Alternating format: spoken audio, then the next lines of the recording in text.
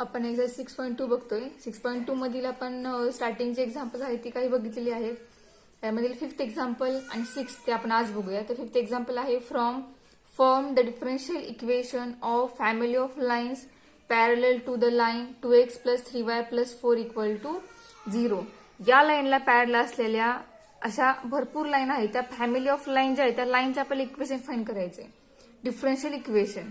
ठीक आहे, मग ते जे इक्वेशन असणार आहे ते कशाचं असणार आहे तर फॅमिली ऑफ लाईन्स असणार आहे. त्या लाईनला पॅरलल लाईन आहे ही. मग या लाईनवर आपल्याला त्या लाईनचं इक्वेशन फाइंड केलं पाहिजे आणि त्यानुसार आपल्याला त्या लाईनवरून डिफरन्शियल इक्वेशन फाइंड करायचे. ठीक आहे, तर बघा आपल्याला एक मिनिंग माहिती याचं स्टेट लाईन झालेलं आहे. तर काय तर बघा द इक्वेशन ऑफ स्टार्टिंगला आपण ही लाईन लिहूया. The equation of the line parallel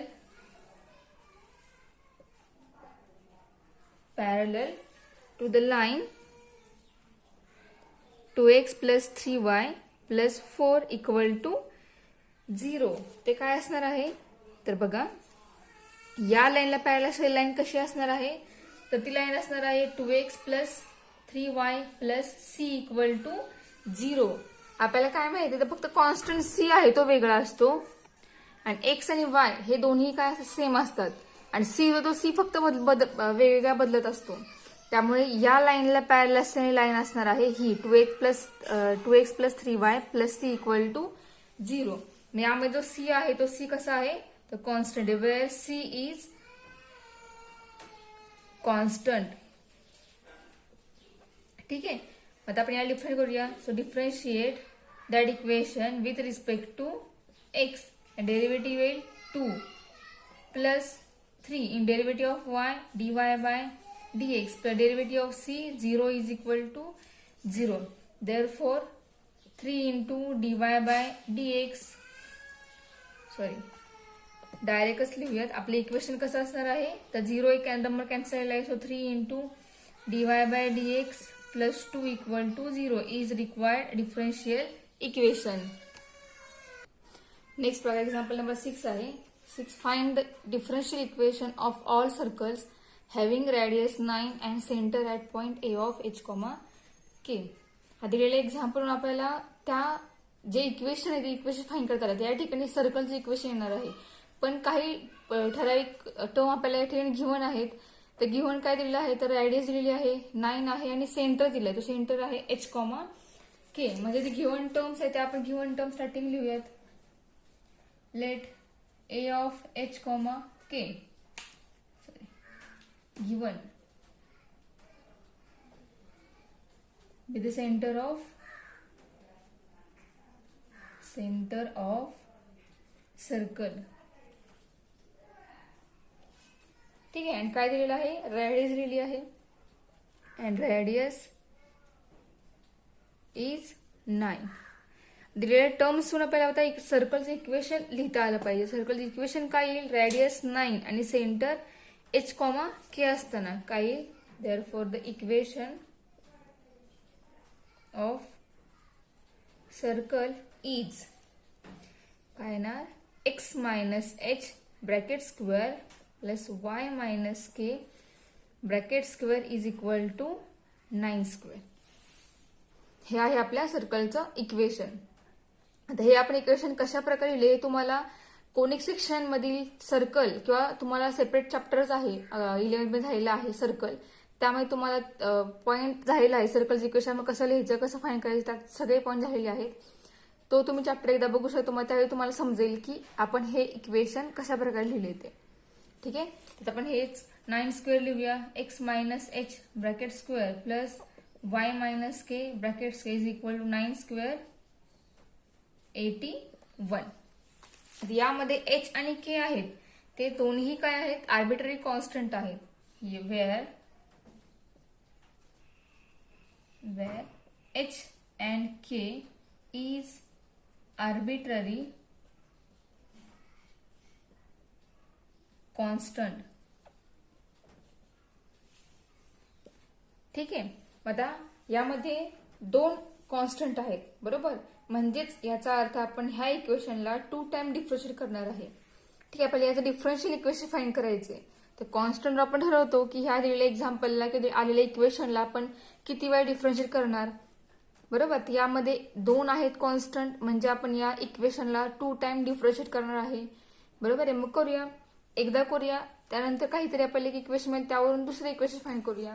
ठीक आहे. पण या आलेल्या इक्वेशनला आपण फर्स्ट इक्वेशन म्हणूयात. त्यानंतर differentiate with respect to x and we get काय मिळेल आपल्याला, x minus h bracket square आहे, डेरिव्हेटिव्ह येईल 2 into x minus h into 1. Derivative of x minus h is 1 plus second derivative of y minus k is 2 into y minus k into derivative of y minus k is dy by dx. k is constant, derivative of k is 0 is equal to 0. ठीक आहे. आपल्याला काय मिळेल, 2 common निघेल. आपल्याला काय मिळालं मग, तर x minus h plus y minus k into dy by dx नेला मल्टिप्लाय 2 आहे इक्वल टू 0. आता हा 2 0ला डिवाइड होईल आणि काय होईल, तो 0 होऊन जाईल. म्हणजे आपल्याला मिळेल x मायनस एच. आणि त्याचबरोबर आपण काय करूया, आता एक्स मायनस एच जो आहे तो सुद्धा आपण राईट हँड साईडला नेऊयात. आम्हाला काय मिळेल मग, y minus k dy by dx is equal to minus x minus h. ही टर्म मिळालेली आहे. आता आपण या स्टेपला सेकंड स्टेप किंवा सेकंड इक्वेशन म्हणूयात. ठीक आहे. आता आपण या आलेल्या इक्वेशन डिफरन्शिएट करूया. So differentiate again, differentiate with respect to x and derivative काय येईल. आता या ठिकाणी बघा, u इंटू व्ही हा रूल येईल, कारण ही एक टर्म त्याला मल्टिपल सेकंड टर्म आहे. म्हणजे u इंटू व्ही प्रोडक्ट रूलनुसार डेरिव्हेटिव्ह येणार आहे याची. त्यानंतर इक्वल टू जी टर्म, त्या टर्मची डेरिव्हेटिव्ह येईल. तर डेरिव्हेटिव्ह काय येणार, तर बघा first constant, derivative of second is d2y by dx square plus second term constant into derivative of first term is dy by dx. बरोबर. y ची डेरिव्हेटिव्ह dy बाय dx आणि k ची डेरिव्हेटिव्ह 0. तेव्हा फक्त या ब्रॅकेटची डेरिव्हेटिव्ह ही dy by dx एवढीच आलेली आहे. ठीक आहे. And equal to minus x minus h, याची डेरिव्हेटिव्ह येणार 1. ठीक आहे. तर याच्यावर आपण काय करूया, या स्टेपवर आपण काय फाइंड करूया, तर y मायनस के ची व्हॅल्यू फाइंड करूया. ठीक आहे. आणि ती आलेली व्हॅल्यू या 2 मध्ये पुट करूया आणि एक्स मायनस एच बद्दल व्हॅल्यू फाइंड करूया. आणि या 2 व्हॅल्यू मिळाल्या दोन्ही ब्रॅकेट बद्दल, आणि त्या व्हॅल्यू मग आपण इक्वेशन नंबर 1 मध्ये पुट करूया. पुट करून जे आपल्याला मिळणार आहे ते असणार आहे आपलं डिफरन्शियल इक्वेशन. तर बघायचं आपल्याला एक y मायनस के काय मिळेल ते, तर y minus k into d2y upon dx square is equal to dy by dx into dy by dx. म्हणजे आपल्याला मिळेल dy by dx bracket square equal to minus 1. आता आपण ही टर्म या साईडला पाठवूया, म्हणजे काय होईल, ती मायनस होईल. बघा मी तेच लिहिते. आपल्याला काय मिळेल, तर y minus k into d2y by dx square is equal to minus 1 minus dy by dx bracket square. आता d2y by dx square multiply आहे y मायनस केला, तो पण राईट हँड साईडला तो काय होईल, डिवाइड होईल. So y minus k is equal to minus sine common काढूयात into bracket minus 1 plus dy by dx bracket square upon d2y by dx square.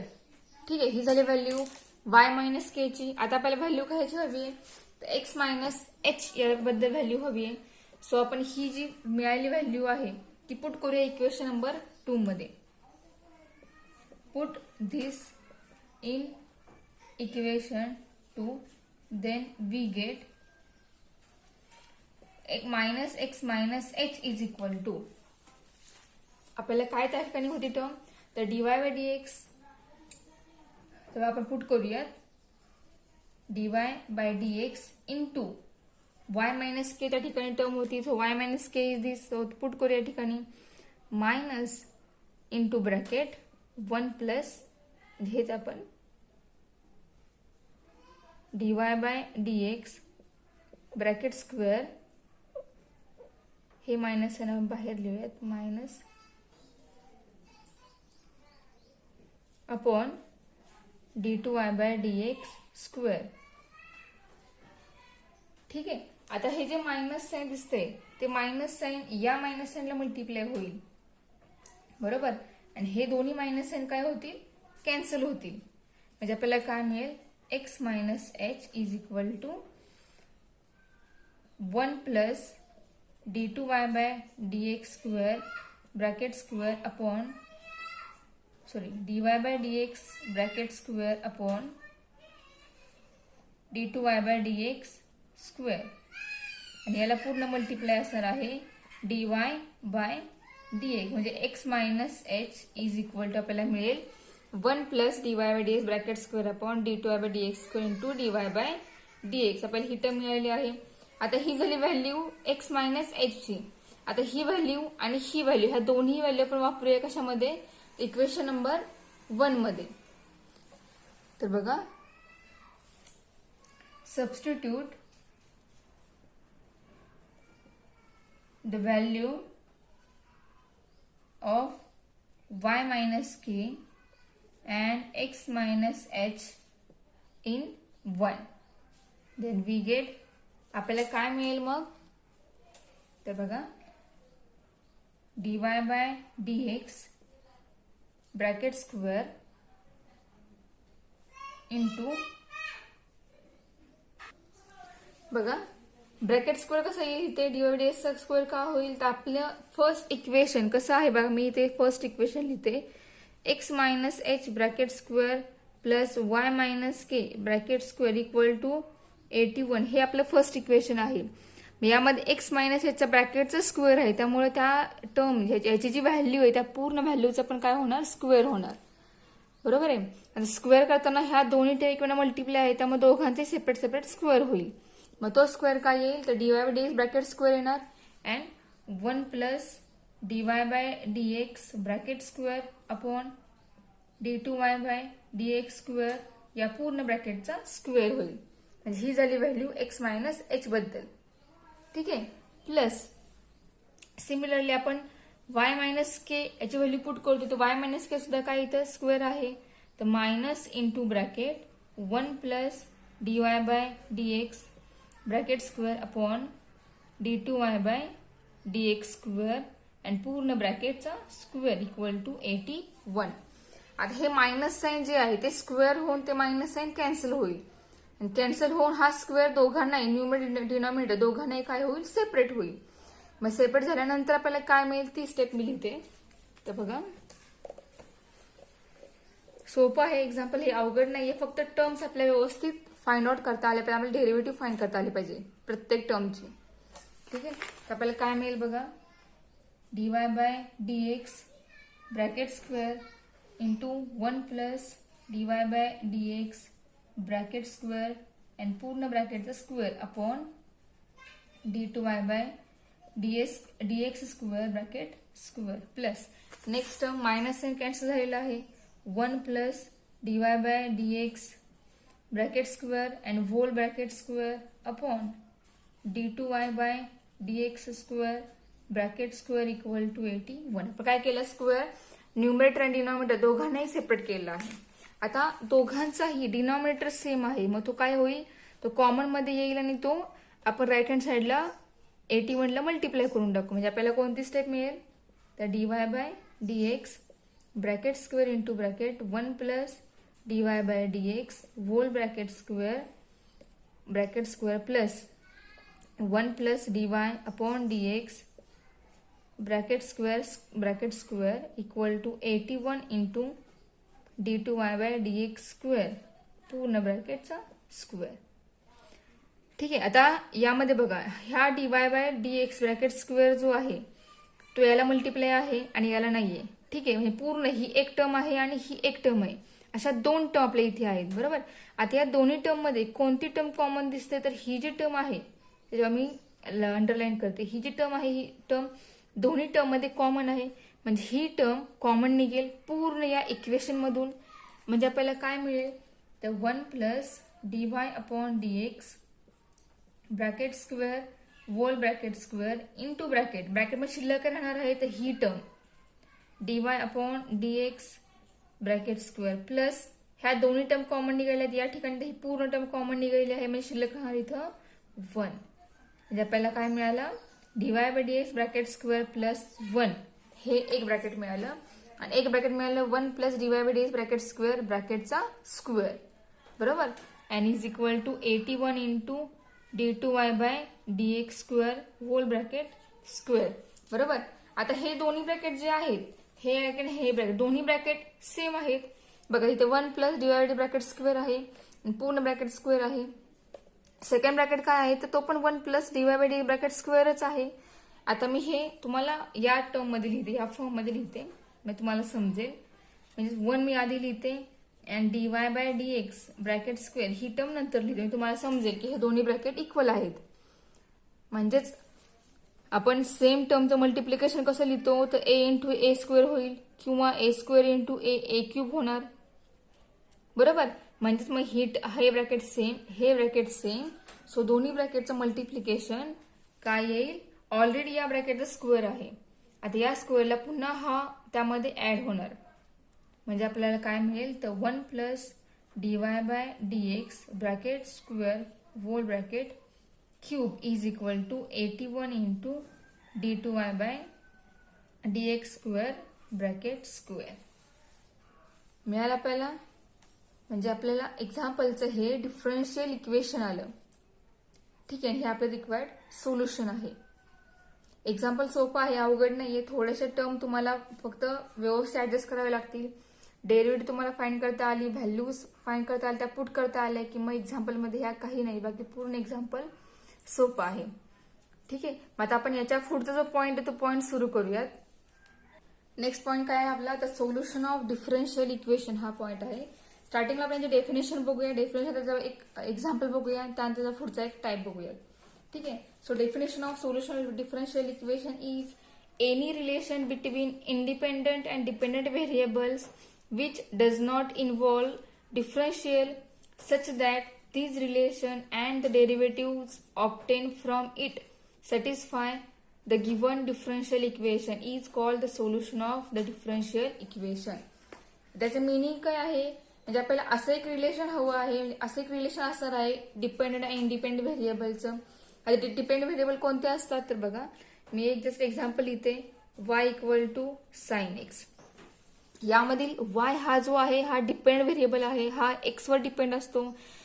जशी x ची व्हॅल्यू असेल तर तो तसा y असतो जशी x ची व्हॅल्यू बदलेल तसा आपला y सुद्धा काय होतो बदलतो आणि x आहे आपला इंडिपेंडेंट व्हेरिएबल तो या y वर डिपेंड नसतो बरोबर. म्हणजे एक असं रिलेशन इंडिपेंडेंट अँड डिपेंडेंट व्हेरिएबलचं आणि त्या रिलेशनमध्ये कोणती डिफरन्शिएबल क्वांटिटी प्रेझेंट नाहीये आणि त्याचबरोबर त्या क्वांटिटी रिलेशनवर आपल्याला जी डेरिव्हेटिव्ह मिळणार आहे ती डेरिव्हेटिव्ह दिलेल्या डिफरन्शियल इक्वेशन सॅटिस्फाय करते अशा इक्वेशनला म्हणायचं सोल्युशन ऑफ डिफरन्शियल इक्वेशन. बघा समजलं का मी काय सांगितलं एक असं रिलेशन डिपेंडेंट आणि इंडिपेंडेंट व्हेरिएबलचं की त्या रिलेशनमध्ये कोणती डिफरन्शिएबल क्वांटिटी प्रेझेंट नाहीये ठीक आहे आणि त्या रिलेशनवरून आपल्याला जी डेरिव्हेटिव्ह मिळणार आहे ती डेरिव्हेटिव्ह जे गिव्हन डिफरन्शियल इक्वेशन दिलेलं आहे ते सॅटिस्फाय करते अशा रिलेशनला म्हणायचं सोल्युशन ऑफ डिफरन्शियल इक्वेशन. तर फॉर एक्झाम्पल मी एक एक्झाम्पल देतो तुम्हाला त्या एक्झाम्पलवरून डेफिनेशनचं मिनिंग पूर्णपणे समजेल. तर बघा आपलं एक्झाम्पल आहे dy by dx is equal to cos x. हे आहे differentiable equation. This is differentiable equation बरोबर आणि आपल्याला काय हवं याचं सोल्युशन हवे सोल्युशन ऑफ डिफरन्शिएबल सोल्युशन आपल्याला फाइंड करायचं आहे. तर आपल्याला सोल्युशन याचं काय असेल तर y equal to sine x हे सुद्धा सोल्युशन आहे बरोबर. याला आपण फर्स्ट इक्वेशन मानूयात. सेकंड असेल y equal to sine x plus 2 हे पण सोल्युशन आहे का तर बघा y चे डेरिव्हेटिव्ह काय dy बाय dx येईल साइन एक्सचे डेरिव्हेटिव्ह येणार कॉस एक्स. म्हणजेच बघा दिलेल्या रिलेशनमध्ये डिफरन्शिएबल क्वांटिटी प्रेझेंट नाहीये पण त्या रिलेशनवरून जी डेरिव्हेटिव्ह मिळेल ती डेरिव्हेटिव्ह दिलेले डिफरन्शियल इक्वेशन सॅटिस्फाय करते, अशा रिलेशनला म्हणायचं सोल्युशन ऑफ डिफरन्शियल इक्वेशन. बरोबर आहे. म्हणजे याची डेरिव्हेटिव्ह फाइंड केली आपण तर आपल्याला काय मिळते, तर हे डिफरन्शियल इक्वेशन मिळते. याचा अर्थ याचं सोल्युशन आहे हे याला म्हणणार आपण सोल्युशन ऑफ डिफरन्शियल इक्वेशन. पण हे एक आहे, अजून एक असू शकते याचं सोल्युशन सुद्धा याचं सोल्युशन सुद्धा हे आहे. बरोबर, डिफरन्शियल इक्वेशन आहे. ठीक आहे. मग असं अजून एक मिळू शकतं आपल्याला y = sin x - 1/2. बरोबर, म्हणजे आपल्याला सेकंड सोल्युशन कन्सिडर करूया. हे आहे थर्ड सोल्युशन. ठीक आहे. आणि y = sin x + c हे आहे फोर्थ सोल्युशन. बरोबर आहे. बघा आता मी काय सांगणार आहे ते फर्स्ट, सेकंड, थर्ड, फोर्थ ही चारही जी आपण सोल्युशन फाइंड केले ते चारही या डिफरन्शिएबल इक्वेशनचे सोल्युशन आहेत. बरोबर आहे. पण चारीमध्ये फरक काय आहे, तर या फर्स्ट, सेकंड, थर्ड या तीनमध्ये साइन एक्सला पुढे एक आर्बिट्ररी कॉन्स्टंट आहे. बरोबर, आर्बिट्ररी कॉन्स्टंट नाही, कॉन्स्टंट आहे एक. बरोबर आहे. म्हणजे काहीतरी कॉन्स्टंट पुढे आहे, पण डेरिव्हेटिव्ह फाइंड केल्यानंतर त्या कॉन्स्टंट तो 0 होतो. ठीक आहे. मग फोर्थ मध्ये काय आहे, तो साइन एक्स प्लस तो सी मेन्शन केलाय. तो सी काहीही असू शकतो. म्हणजे 1, 2, 3 हे तिन्ही या आपल्या गिवन दिलेल्या एक्झाम्पलचे डिफरन्शिएबल सोल्युशन आहेत. पण फोर्थ जे आहे ते दिलेल्या डिफरन्शिएबल इक्वेशन जनरल सोल्युशन आहे. याला काय म्हणायचं, जनरल सोल्युशन.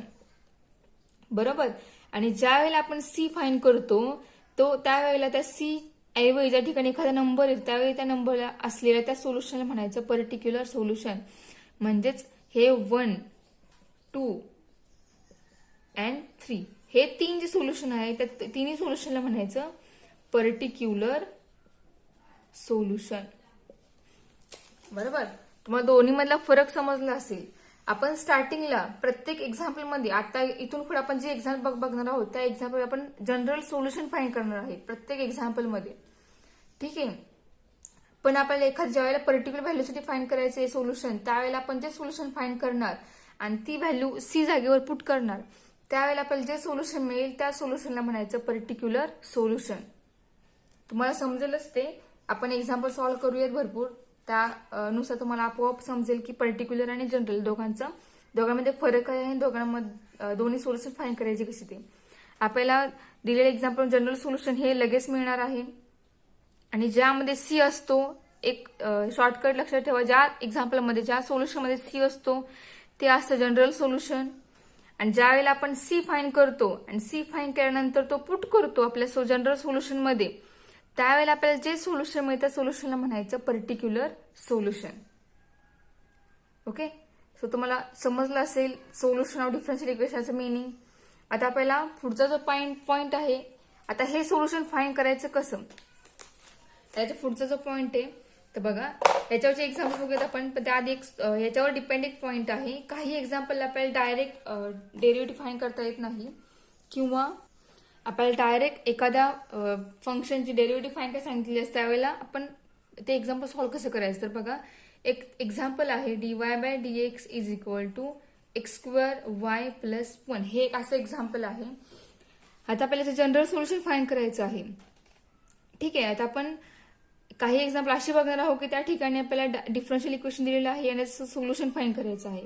त्या ठिकाणी एक्झाम्पल दिलेलं असणार आहे आणि आपल्याला प्रूव्ह करायचं असणार आहे की त्याचं जनरल सोल्युशन काय असेल किंवा डिफरन्शियल सोल्युशन काय असेल ते. पण आपल्याला जर असं एक्झाम्पल दिलं असेल आणि या एक्झाम्पलवरून डायरेक्ट आपल्याला सोल्युशन फाइंड करायचं असेल तर आपल्याला काय करावं लागतं, तर यामध्ये व्हेरिएबल सेपरेबल फॉर्म अप्लाय करावा लागतो. तर व्हेरिएबल सेपरेबल फॉर्म म्हणजे काय, तर आपल्याला प्रत्येक व्हेरिएबल सेपरेट करावा लागतो. ठीक आहे. म्हणजे तो कसा करायचा बघा. तर या ठिकाणी dy/dx आहे, इथं x² y + 1 आहे. आता आपण 1 नाही, इथं y आहे. तर आपण या काय करणार, या पूर्ण इक्वेशन मधून y कॉमन काढणार आहे. तर बघा काय मिळेल, x² + 1 मिळेल. ठीक आहे. आता आपण y हा आपण लेफ्ट हँड साइडला आणूयात. म्हणजे तो काय होईल, 1/y × dy/dx होईल = x² + 1. ठीक आहे. आता ज्या ठिकाणी dy आहे त्या ठिकाणी y आणायचा, ज्या ठिकाणी x आहे त्या ठिकाणी dx ला पाठवायचा. फक्त dy आणि dx ही टर्म डिनॉमिनेटरला ठेवायची नाही, ती न्यूमरेटरलाच असली पाहिजे. मग तुमचा x आणि y डिनॉमिनेटरला गेला तरी चालेल. तर का, तर ते पुढे सांगतो तुम्हाला मी. तर dy अपॉन किंवा 1/y इंटू dy इथं असं मिळेल. dx याला मल्टिप्लाय होईल x² प्लस 1 इंटू dx अशी आपल्याला टर्म मिळेल. म्हणजे आता आपण जे केलं त्याला म्हणायचं व्हेरिएबल सेपरेबल फॉर्म. म्हणजे इथपर्यंत सगळे जे आपण स्टेप्स केले त्या स्टेपला म्हणायचं व्हेरिएबल सेपरेबल फॉर्म. बरोबर. म्हणजे एक्स व्हेरिएबल dx ला x चे व्हेरिएबल सेपरेट करायचे आणि dy ला y चे व्हेरिएबल सेपरेट करून त्याला dy अप्लाय करायचा. ज्या वेळेला आपण ही स्टेप करतो या स्टेप नंतर ह्या स्टेपला इंटिग्रेट करायचं. मग इंटिग्रेट दोन्ही साईडला केल्यानंतर इंटिग्रेट बोथ साईड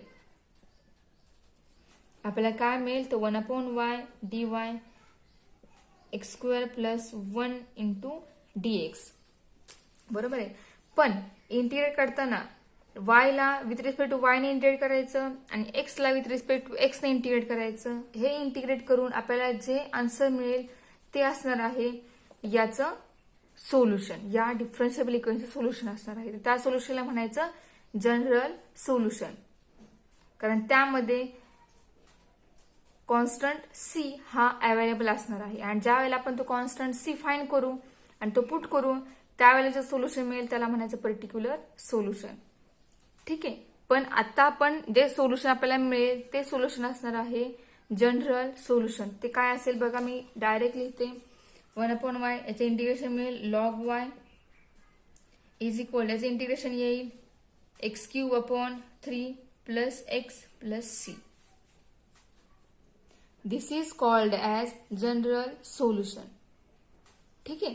तर आता आपण याच्यावर डिपेंड जो एक्सरसाइज आहे आपल्याला नेक्स्ट एक्सरसाइज तो बघूया आता. तर बघा 6.3 मधील क्वेश्चन नंबर फर्स्ट आहे. In each of the following examples, verify that the given expression is a solution of the corresponding differential equation.